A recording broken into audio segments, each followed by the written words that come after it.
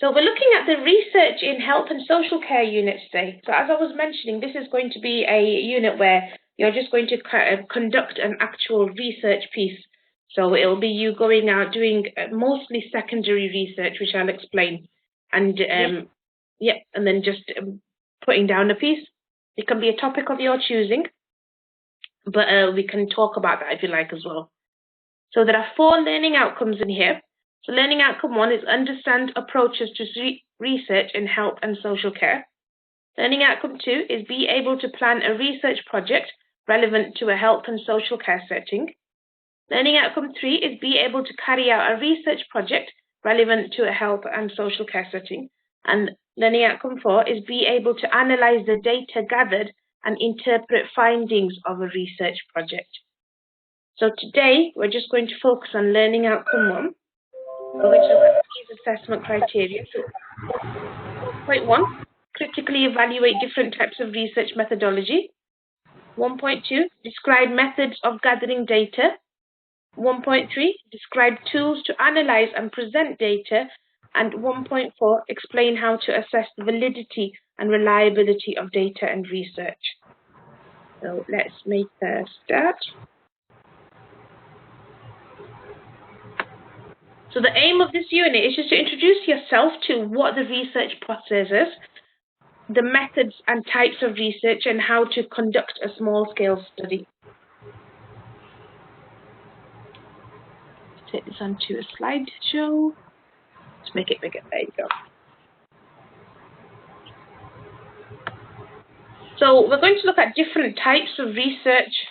So you've got qualitative, quantitative, and then you've got strengths and weaknesses. So within that will be like your SWOT, like you're familiar with strengths, weaknesses, opportunities, and threats.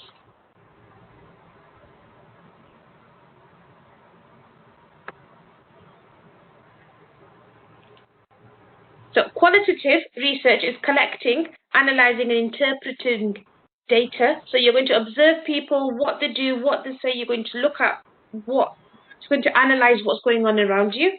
You're going to look at the meanings and concepts and definitions of this data, what the characteristics are, and so on. Qualitative research is very subjective because you're using different types of methods, and it's you've got different opinions going on. You've got interviews, focus groups. You might conduct surveys. So everyone's going to give you a different opinion. So it's very subjective. It's not fact-based. It's more based on what people's personal thinking is. So this type of research is very open-ended and it's very exploratory. So there are different types of research within this. So you can do in-depth interviews, focus groups, ethnographic research. Within that, that means that you might focus on one ethnicity or one group of people and research within that. Content analysis, so you might have different types of content and analyze your findings from there. And then you might also conduct case studies. So with qualitative methods, these are more descriptive. So you can get inferences that can be drawn quite easily from this method within here. So you get a lot of detail within here. You're not getting scarce information. It's actually very detailed, and you're actually going to be sifting through a lot of information here. Then you've got quantitative. I always find this hard to say. Now, quantitative is numerical, so it's numbers. So qualitative was you just getting information. Quantitative focus on like maths and data and graphs and charts. So you're going to use numerical data, and it helps you to predict trends or phenomena, or if you're charting, say, the rate of diabetes within a certain group of people within a certain ethnicity, this is the best type of data to use. Yeah. This research is actually quite objective, so you can control your results because you're not going to get anything impartial coming into it. You know that you're just focusing on the numbers. So regardless of what anyone thinks or what you think, you're going to focus on what the numbers are telling you. So this type of research, it states that hypotheses of this, and it relies on statistical data. So it helps you to support your conclusions. So in a way, you're going to get more of a correct type of information depending on the data you've collected in comparison to if you did qualitative data research. So the methods for this is you can do survey research, you can do online polls, surveys, questionnaires, you can do correlational research, so you might have two different topics that you want to that are closely related to each other, and you want to see what sort of relationship is between them. So you might want to see the relation between diabetes and obesity. So see, is there some sort of correlation between those? So it helps you, this correlational research, it helps you to gain, naturally occurring relationships. So it lets you compare them together. Yeah. Then you've got causal, comparative research. So it mainly depends on like comparisons. It can be called quasi-experimental, but it can be used by researchers to conclude what the cause and effect is between two different things. So are these related to each other? Do they work together? Are they independent variables, or are they dependent upon one another? So a good example I can think of this is if you were going to research depression. So what causes depression? It just doesn't come about on its own. There might be a lot of factors that come into it. So work life, you might have family life in that, you might have financial issues into that. So there's a whole load of variables that will come into that dependent. So they're independent variables. So your work, your personal life, your financial status or your financial issues, and then all of those go into the depression, which is a dependent variable, if that makes sense. Yeah. Yeah. Then you've got experimental research. So it just relies on theory. So you're going to look at different types of theories that are already around, and you're just going to see and experiment around and see, can you prove the statement that if there's been a certain statement has been made, can you prove that it's right, or can you disapprove it? So you're going to experiment and see what your results are. And then strengths and weaknesses. This is one of my favorite type of research methods, actually, because you can apply it to anything from yourself to your company to any type of research. So you're doing a SWOT analysis. You're looking at internal and external factors. So you're looking at what the strengths are. So, for example, if you're looking at an organization, what their weaknesses are, what sort of opportunities they've got, and what sort of threats have they got? Competition? Is there, any issues that might stop them from doing things? And then I've just got an example of some strengths and weaknesses. So if you're going to look at your own strengths or your company's strengths, so you could look at things like communication, problem solving, time management. If you're looking at weaknesses, you might look at something like maybe on a personal scale, somebody might not have enough knowledge about the NHS or the health and social care sector, so carrying out a research project might be more difficult for them. There might be some issues where there's a behaviour management experience. So this is quite vague, it's out there, it really can be focused on anything you want it to be. Yeah. So you've got opportunities like your network, your trainings, your courses, and then threats like finances, family constraints, you might have childcare issues, IT skills. I found recently that a lot of my students that have come back into studying have issues referencing, because it's something that, especially when I know I was studying a good 5-6 years ago, I never had to reference any work. So it's a big step, isn't it? Yeah. And then you can look at your hard skills and your soft skills. So what are your hard skills? So you've got teamwork, communication, and remember, anything can go into this here. Your work ethics. And then you might have soft skills, like you're good at negotiating, you've got good IT skills, and you've got a good knowledge of policies and procedures. It might even be that you're compassionate and you're dependable. So And then the last section to do, so you could always look at your academic areas. Now, this is more focused on yourself, this little section, your strengths and weaknesses. The reason I've popped this in here, it'll help you identify what areas you're good at, what areas you can focus on, and what areas that you might need to improve.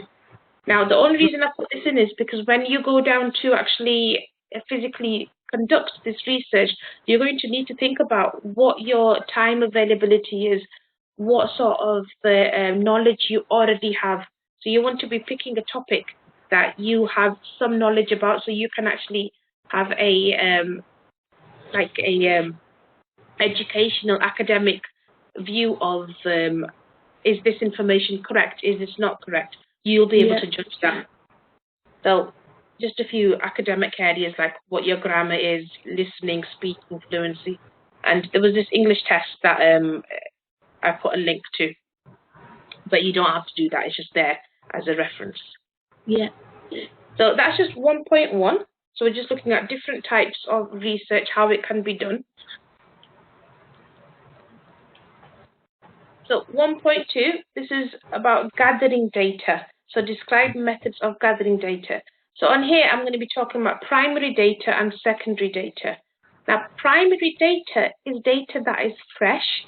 So if, for example, you're going out, you've picked a research topic, and you might use the same questions as other people have already used previously, but you're getting a fresh viewpoint. You might speak to colleagues, you might do surveys, you might make a questionnaire, you might do interviews or have informal chats, but anything you collect is fresh data. It's not been collected before. So that is what we call primary data. Yeah.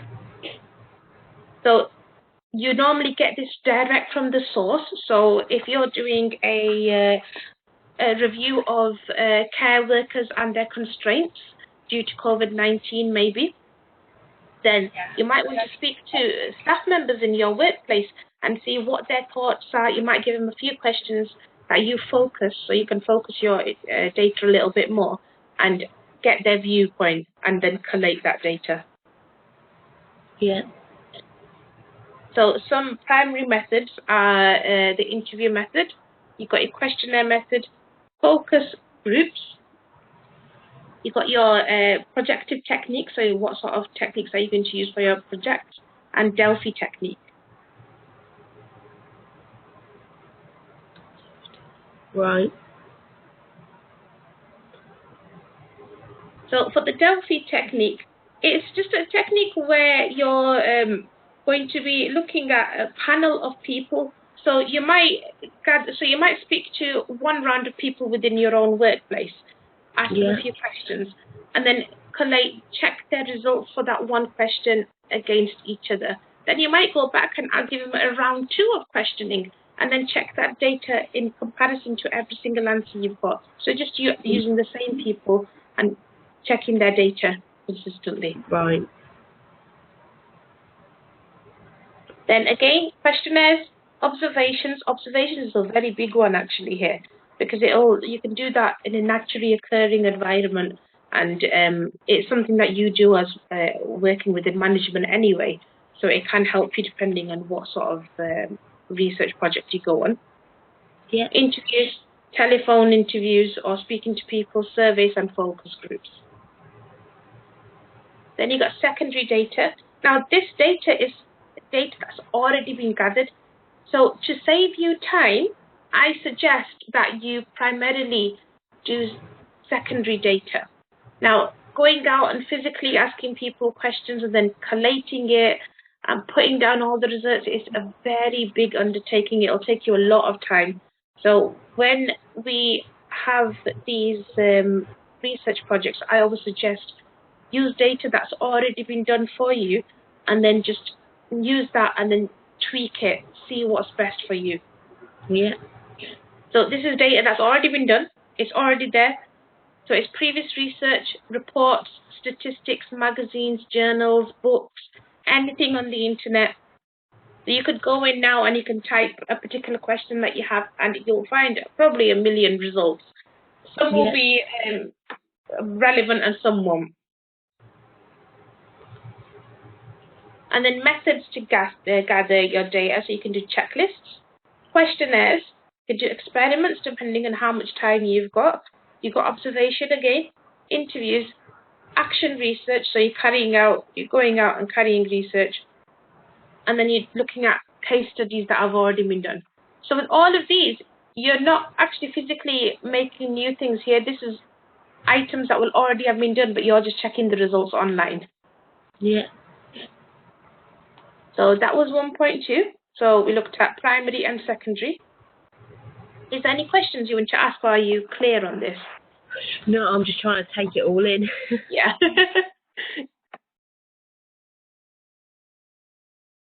So for 1.3, we've got describe tools to analyze and present data. Now this one's quite simple and self-explanatory really. You're just going to look at different tools. Now when you look at it, you think, oh my goodness, what are we doing for tools? Are we doing Pearson analysis? Are we doing a SWOT analysis? It's not any of that. All you're doing here is you're looking at how you're going to present your data. So you're going to present it in written form, obviously. You're going to use pictures, you're going to use charts, tables, diagrams, you might use lists. And the following slides just show examples, just to make it a lot easier for you. So include an image of a chart that's already been done. Include an example of a table. All of these items are already available in secondary research. So you just got to tweak it and find it, see what's relevant to you, and do it in that type of concept.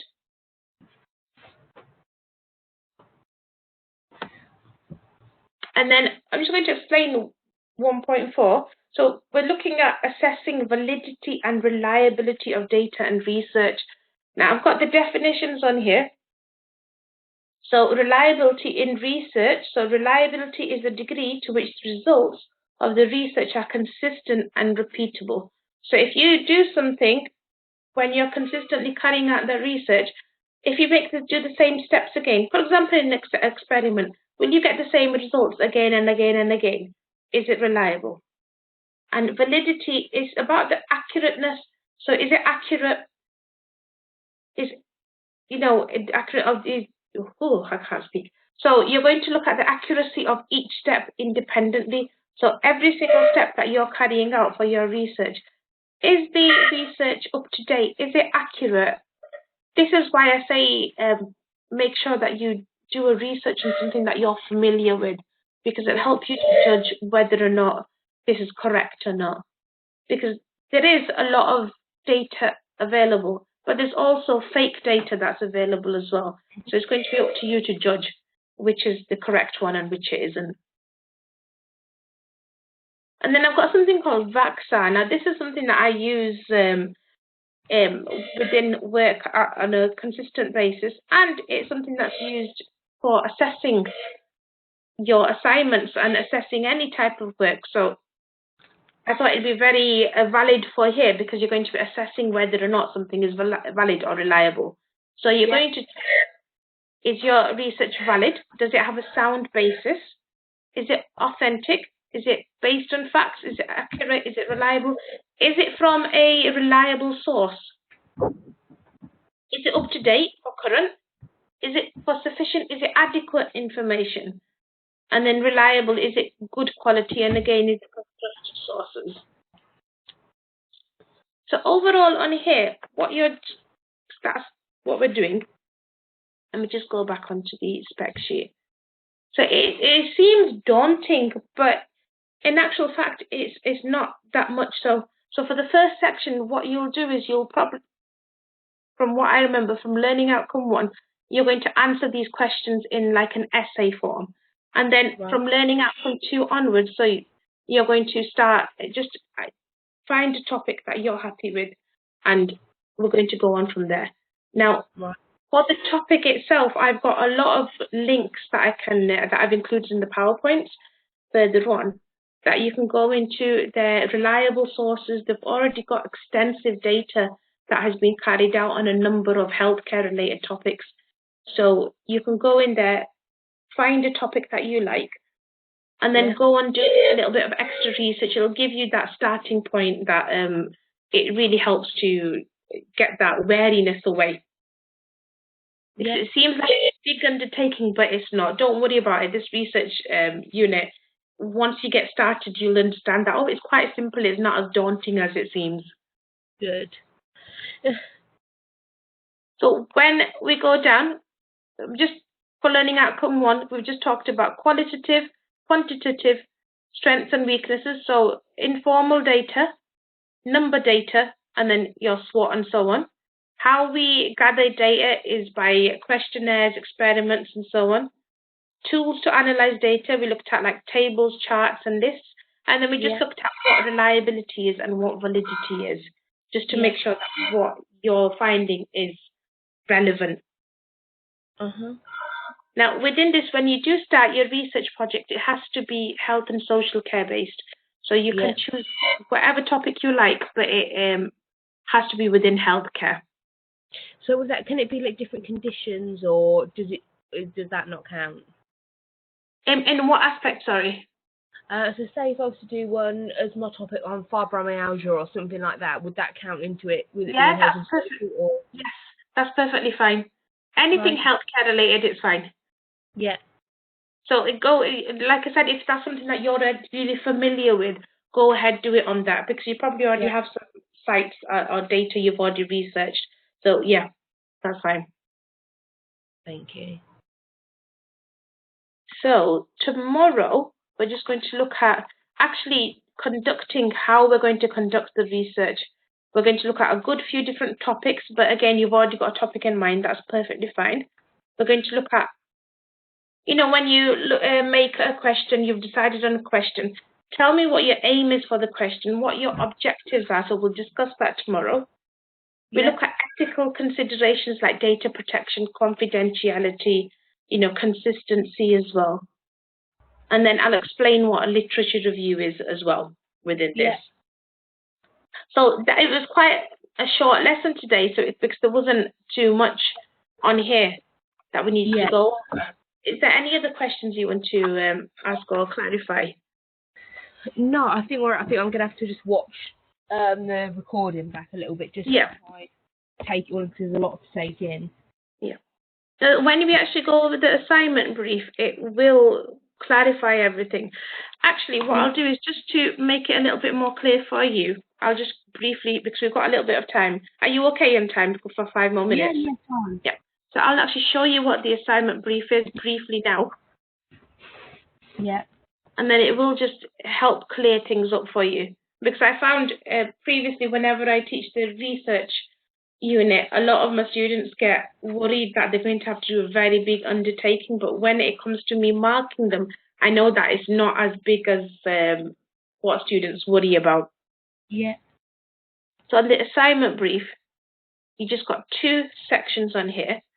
So for learning outcome 2, 3, and 4, you're just going to look at designing. Let me see if I can make this bigger for you. Sorry. There you go. No problem. So you're just going to design, because you're not even actually answering each single question. Your whole research project is going to answer learning outcome 2, 3, and 4. So you're going to design a research project. You're going to put down your aims and objectives of the project. You're going to tell me what sort of considerations you take into aspects. So you're going to tell me, have you looked at data protection? Have you looked at confidentiality? And remember, I'll teach you all this. Yeah. You're going to look at a literature review. So literature review is actually just the data that you've got. You're presenting it in a nice way. You're typing it out. You're just, as you've got your data out in front of you. Yeah. You're going to look at some research questions. So you might want to, you've given me a literature review. You've chosen the area. You've talked about it. Then you might say, I'd like to look at these other questions further on. Then you're going to choose your research method.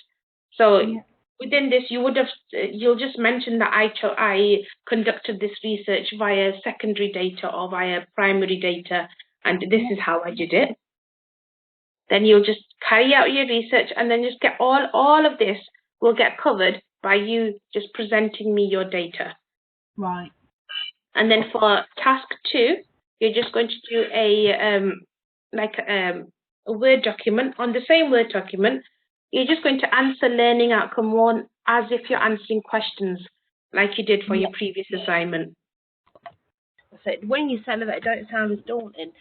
Yeah, because it feels like, oh my goodness, what's going on here? But I think because you know that you're not having to answer every single one of 2, 3, and 4 over here, that your whole data that you present to me will cover every single thing of this. Yeah. And then it's quite, I wouldn't say simple, but it will save you a lot of time once you've got your topic in mind. Yeah. But yeah, hopefully that'll help you ease your mind. Thank you. Oh, you're very welcome. So that's it today. We finished half an hour early, which is nice. So you get a little bit of extra time. Yeah, definitely. Fantastic. So I'll see you again at 10 a.m. tomorrow morning. Yep. And so if you've got any other questions, you're welcome to ask me. Otherwise, I'll let you go. No, I think we've covered it, to be fair. Like I say, I'll just watch it back a few more times on this morning, so then I can start on the unit. But no, otherwise, absolutely fine. Fantastic. That's brilliant. So I'll send you this recording in just a couple of minutes then. Bless you. Thank you very much. Fantastic. Thank you. See you tomorrow. Bye. Bye.